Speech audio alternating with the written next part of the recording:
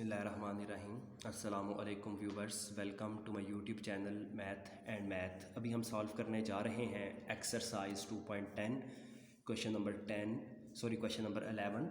कहता है find the point on the curve. एक पैराबोला गिवन है, एक इक्वेशन ऑफ डिग्री 2 गिवन है जिसका ग्राफ पैराबोलिक बनता है।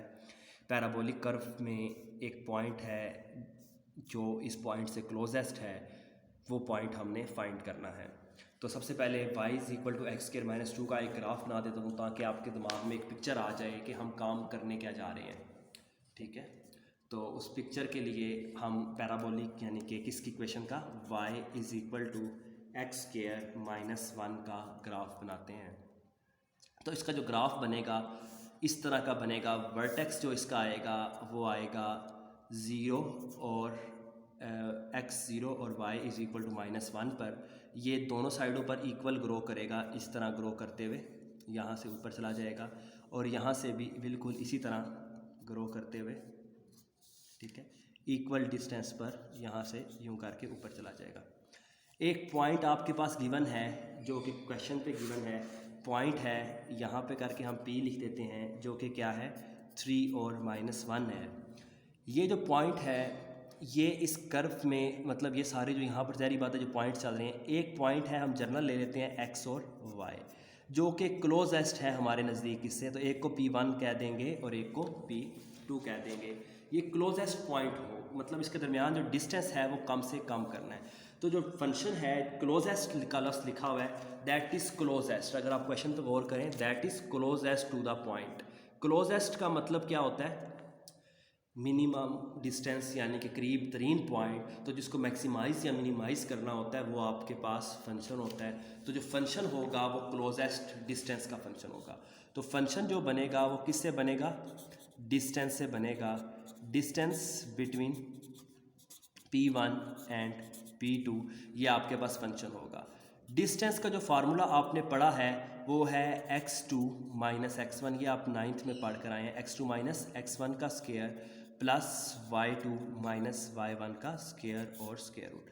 अब ये और ये दो पॉइंट्स हैं, एक को x1 एक को x2 आप ले सकते हैं। तो x2 को x ले लेते हैं और x1 को 3 ले लेते हैं, x - 3 का whole square plus y2 y ले लेते हैं माइनस और y1 क्या है -1 का होल स्क्वायर का स्क्वायर। आप क्योंकि जानते हैं कि अब यहाँ से जो ऑनवर्ड आपके दिमाग में बहुत ज़्यादा, मतलब कहते हैं ऑब्जेक्टिव ओरिएंटेड काम करना है हमने। एक अंडरस्टैंडिंग, दूसरा कंसेप्ट, तीसरा सिंप्लीफिकेशन। ये 3-4 चीज़ें आपके दिमाग में एट अ टाइम काम करनी चाहिए। जैसे कि आपको पता है हमने क्रिटिकल पॉइंट्स के लिए क्या करना है, एक तो जब डेरिवेटिव लेना है तो अंडर रूट के अंदर जो होगा वो उससे हमारा कंसर्न है, अंडर रूट से कंसर्न नहीं है, तो अंडर रूट को गैप कर देना है। ठीक है, दूसरा यहाँ पर माइनस माइनस प्लस हो जाएगा, y + 1 = 0। अब हमारे पास दो सिंप्लीफिकेशन के प्रोसेस मतलब दिमाग में चल रहे हैं। एक ये y ख़त्म करना है, दूसरा ये स्क्वायर होल में है a + b का होल स्क्वायर का फार्मूला लगाना है। तो हम क्या करें, पहले क्या y ख़त्म करें या स्क्वायर के फार्मूलास लगाएं? तो बेटर वे क्या है कि पहले y ख़त्म कर दें कि जो y है उसकी वैल्यू क्या है x² - 1। जब लिखेंगे तो -1 से +1 कैंसिल हो जाएगा, -1 से +1 आपके पास कैंसिल हो जाएगा और ये सिंप्लीफाइड फॉर्म में आ जाएगा। x - 3 का स्क्वायर प्लस y की जगह पर आ जाएगा x² - 1 + 1 का होल स्क्वायर। तो ये +1 और -1 कट जाएगा। अगर हम मैं पहले स्क्वायर ओपन कर लेता तो फिर a² + b² + 2ab तक बात चली जाती, जो कि मुश्किल हो जाता आपके पास करना। तो ये आ जाएगा x - 3 का स्क्वायर प्लस x² का होल स्क्वायर। तो फंक्शन के अंदर मतलब दो ऑब्जेक्टिव ओरिएंटेड हम काम कर रहे हैं और इसको सिंप्लीफाई कर रहे हैं। अब हम स्क्वायर के फार्मूलाज ओपन कर लेते हैं, कर लें तब भी बेटर है, ना करें तब भी कोई मसला नहीं है। ठीक है, तो लेकिन खैर बेहतर ये कर लेते हैं। a², 3 का स्क्वायर होता है 9, मतलब a² + b² - 2ab, x⁻² की 2 क्या हो जाएगी x⁻4। तो फर्स्ट डेरिवेटिव ऑफ x का आंसर आ जाएगा x² + 9 - 6x + x⁻4। ठीक है, अब हमारे पास फंक्शन जो डिस्टेंस का फंक्शन था, हमने डिस्टेंस का फार्मूला लगाते हुए निकाल लिया। इस फंक्शन को हमने क्लोज करना है, डिस्टेंस क्योंकि मिनिमम करना है तो उसका मिनिमा फाइंड करना है। तो मिनिमा फाइंड करने के लिए हम सबसे पहले फर्स्ट डेरिवेटिव लेते हैं ताकि क्रिटिकल पॉइंट्स आ जाएं। क्रिटिकल पॉइंट्स में क्या होगा, एक्स स्क्वायर का डेरिवेटिव होता है 2x, 9 का डेरिवेटिव 0, -6x का -6 और x की पावर 4 का 4x क्यूब। तो फर्स्ट डेरिवेटिव ऑफ x को अगर तरतीब से लिखूं तो 4x क्यूब प्लस 2x -6 आ चुका है। अब हमारे पास एक इक्वेशन बन चुकी है जो कि पोलिनोमियल इक्वेशन है और डिग्री 3 की है। अब polynomial equation of degree 3 find solve करने के लिए आपके पास जो मेथड्स थे वो कौन कौन से थे। सबसे पहले सिंथेटिक डिवीजन यूज़ होती थी। सिंथेटिक डिवीजन नहीं तो आप करते थे कि इसमें से ये इक्वेशन जो सी है किस पर, ये आपके पास 5 चैप्टर था 9th क्लास का, जिसमें आपके पास एक मेथड था सब्सटीट्यूशन वाला कि हम रूट्स पुट करते थे और अगर 0 आ जाए तो वो भी इक्वेशन थे। तो अब 6 के पॉसिबल फैक्टर्स क्या क्या हैं, ठीक है, क्योंकि हमने फॉर क्रिटिकल पॉइंट पुट करना है। पहले पुट कर देते हैं for critical point, first derivative को 0, फॉर क्रिटिकल पॉइंट्स 0 पुट कर दिया। अब हमारे पास अब 0 पुट किया तो ये बन गया 4x cube plus 2x -6 is equal to 0। तो सबसे पहले जो पॉसिबल बनते हैं वो 6 किस किस पर 0 होता है वो देखने पड़ेंगे हमें, या सिंथेटिक डिवीजन। तो मैं अगेन प्रेफर करता हूँ कैलकुलेटर को कि हम कैलकुलेटर क्यों ना यूज़ करें इसके लिए, क्योंकि इतने ज़्यादा टेबल्स और इतनी ज़्यादा हमारे पास एट अ टाइम महारत बड़ा कॉम्प्लिकेटेड हो जाता है। तो क्या प्रेस करेंगे, मेन्यू से जाएंगे इक्वेशन सॉल्व करने पर, जो कि क्या है, ए है, साइमल है या पोलिनोमियल इक्वेशन है। तो ये हमारे पास पोलिनोमियल इक्वेशन है और इसकी डिग्री x की हाईएस्ट पावर 3 है। 3 प्रेस कर देंगे, आगे पोलिनोमियल इक्वेशन लिखी आ जाएगी। x क्यूब के साथ यहाँ पर 4 लिखा हुआ है, x स्क्वायर वाली टर्म नहीं है इसलिए वहाँ पर 0 लिखकर इक्वल प्रेस कर देंगे। x के साथ 2 है, 2 लिखेंगे और इक्वल, और लास्ट में -6 है लिखा। तो फर्स्ट जो फैक्टर आ रहा है वो x का 1 आ रहा है और बाकी दोनों किस्मत हमारी देखें कम्प्लेक्स आ रहे हैं। तो हमने क्या करना है, जस्ट इसकी सिंथेटिक डिवीजन करते हैं और किसके साथ करते हैं, +1 के साथ करते हैं। तो सिंथेटिक डिवीजन के लिए पहले x क्यूब वाला लिखना होता है, फिर x स्क्वायर वाला, फिर x वाला और फिर x के बगैर वाला। तो यहाँ पर x स्क्वायर वाला क्या है, 4 है, सॉरी x क्यूब वाला 4 है, x स्क्वायर के नीचे कुछ नहीं आएगा, x के साथ 2 है और सिंपल है -6।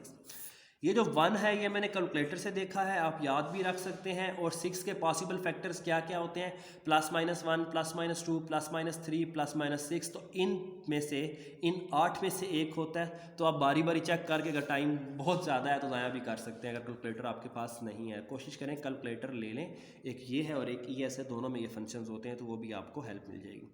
4 + 0 क्या आ जाएगा, 4 + 1 क्या होता है, 5 + 0 5, इन दोनों को ऐड करना होता है, इससे मल्टीप्लाई, 5 1 ज़ा 5, 5 6 और 7।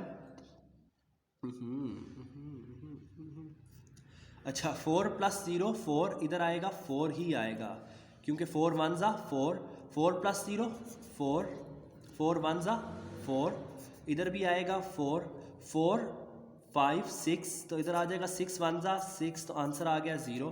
तो एक x की वैल्यू आ गई ये वाली 1, बाकी एक पावर डिक्रीज करके लिख देंगे 4x square plus 4x + 6 is equal to 0। इसको सॉल्व करने का फ़ायदा नहीं है क्योंकि अगर आप जाते हैं पोलिनोमियल इक्वेशन डिग्री 2 पर तो आप देखेंगे 4 4 और 6, 4 4 और 6 लिखने से जो आंसर आता है वो आता है -1 + √5 i/2। तो इसको सॉल्व करने की ज़रूरत नहीं है, ये इमेजिनरी हो गया है। तो x की जो वैल्यू आई है वो आई है 1।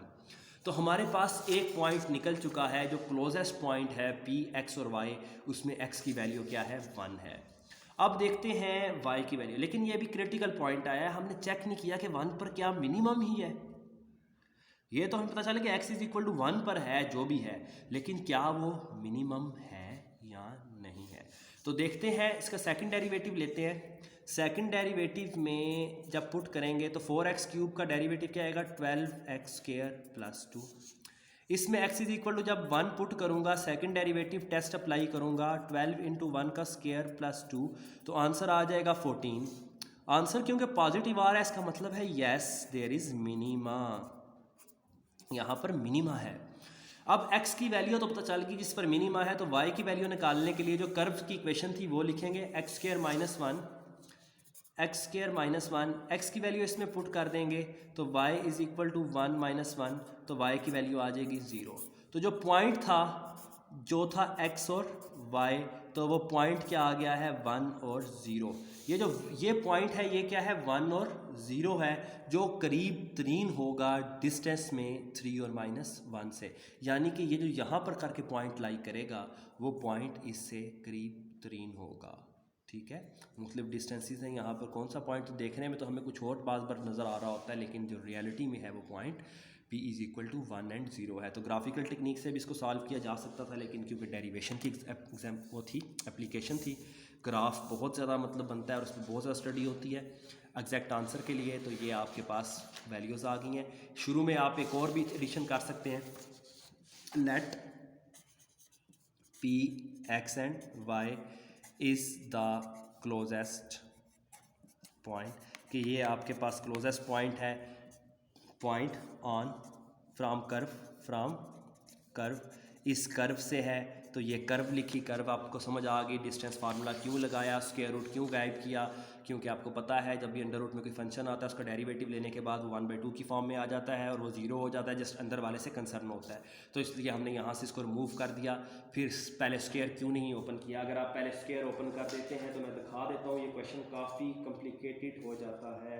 मैंने एक ट्राई किया था कि हम उस तरह कर लें, लेकिन फिर मुझे एहसास हुआ कि बच्चों को इस तरह, जिस तरह अगर मैं पहले स्क्वायर ओपन कर लेता हूँ तो a square plus b square plus 2ab, तो यहाँ पर फिर से पुट करना एक अलग से खिचड़ी बन जाती है, जबकि यहाँ पर सिंपलीफाइड फॉर्म में 0 हो जाता है, आंसर सेम आएगा, लेकिन उस खिचड़ी से बचने के लिए आपको मैंने इस तरह किया है कि पहले आप पुट कर लें और दिमाग को मल्टी डिमेंशंस मतलब बहुत हाजिर रखते हुए इसको सॉल्व करें, फंक्शन बनाएं, फंक्शन का फर्स्ट डेरिवेटिव लें, क्रिटिकल पॉइंट्स के लिए इसको 0 पुट करें, यहाँ पर सिंथेटिक डिवीजन लगेगी क्योंकि डिग्री 3 की है, डिग्री 2 तक quadratic formula, mid term break या कंप्लीटिंग स्क्वायर लगाया जा सकता है, डिग्री 3 में सिंथेटिक डिवीजन या आप रूट्स को पुट करके देखते हैं बारी बारी, तो इसके काफ़ी सारे पॉसिबल फैक्टर्स बनते थे, तो मैंने 1 पर ट्राई किया और ये हो गया, और कैलकुलेटर से भी मैंने 1 चेक कर लिया था, दूसरे फैक्टर्स इमेजिनरी बन रहे थे इसलिए इसको सॉल्व करने की ज़रूरत नहीं है, तो एक ही रियल फैक्टर था आपके पास, रूट था आपके पास, बाकी रूट्स इमेजिनरी थे, सेकंड डेरिवेटिव लिया उसमें पुट किया तो आंसर पॉजिटिव आया, इसलिए मिनिमम थी, हमें पता चल गया कि x इज़ इक्वल टू 1 पर वो पॉइंट क्या है, मिनिमम दे रहा है डिस्टेंस, फिर पुट करके हमने y की वैल्यू निकाल ली। तो थैंक्स फॉर वाचिंग, इसके साथ ही स्मार्ट सिलेबस वाला हमारे पास क्लोज होता है, 12 क्वेश्चन इंशाल्लाह नेक्स्ट टाइम हम बनाएंगे। तो अगर आप चैनल पर न्यू हैं तो चैनल को लाजमी सब्सक्राइब करें, अपनी वैल्यूएबल कमेंट्स हमें दें, शेयर करें हमारे साथ। Thank you.